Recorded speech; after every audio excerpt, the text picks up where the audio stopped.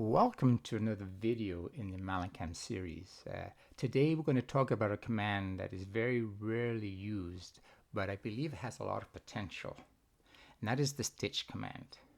Now the purpose of the stitch command is to allow us to stitch together smaller images to create a larger mosaic of the object that we're interested in.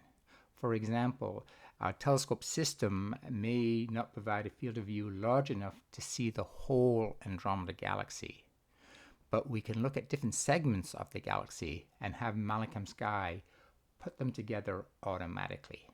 Now, Stitch has two processes. Like I said, there's an automatic and a manual. In this video, we'll look at the automatic process.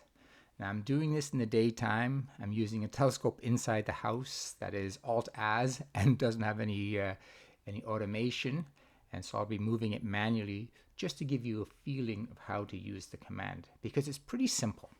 So first thing, make sure your camera's plugged in. Start MallincamSky. There we go. I'm using the DS432. And I'm shooting my favorite image. Yes, that is that famous lamp pole outside. I'm in trigger mode. Now, the automated process of Stitch will allow us just to move the telescope. And as we move the telescope slowly, it will use its own internal algorithms and piece together, that is, stitch different mosaics to create a larger overall image. So we'll see how this goes. So the first thing you'll do is you'll activate Stitch. There we go. And then you see you got an active video running inside here. So I'm just going to be manually moving my telescope. And it will start to create a larger mosaic if I move it up or down and left or right. Now I'm moving it by hand, so it may be a bit jerky, but you'll get the idea as I slowly piece together, or have the MallincamSky piece together the image.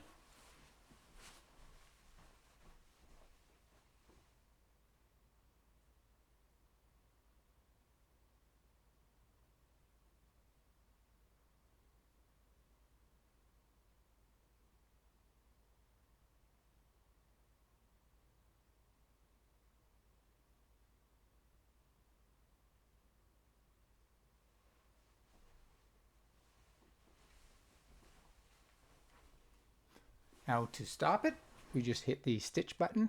There we go.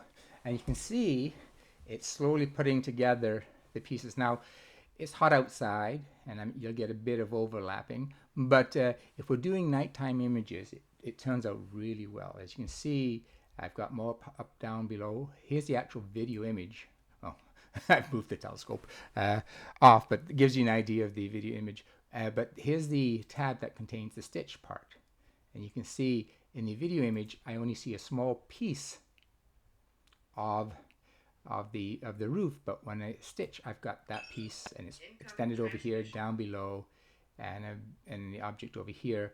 There's a lot of shimmering, and that's why it's a bit fuzzy.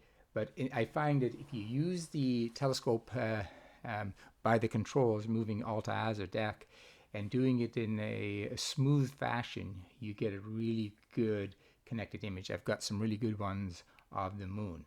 So again, it's an automated process. You just lock on an object, you get the focus and the gain and the contrast perfect the way that you like it, and then just slightly move the telescope to different areas of the sky so there's some overlap, and keep all the parameters of the image the same, and it will slowly piece together the mosaic. And you've got a lot of room in this mosaic over here. As you go over here, it will scroll for you, so it gives you a lot of room, so that it's kind of neat. So I'll just show you what I mean by a lot of room.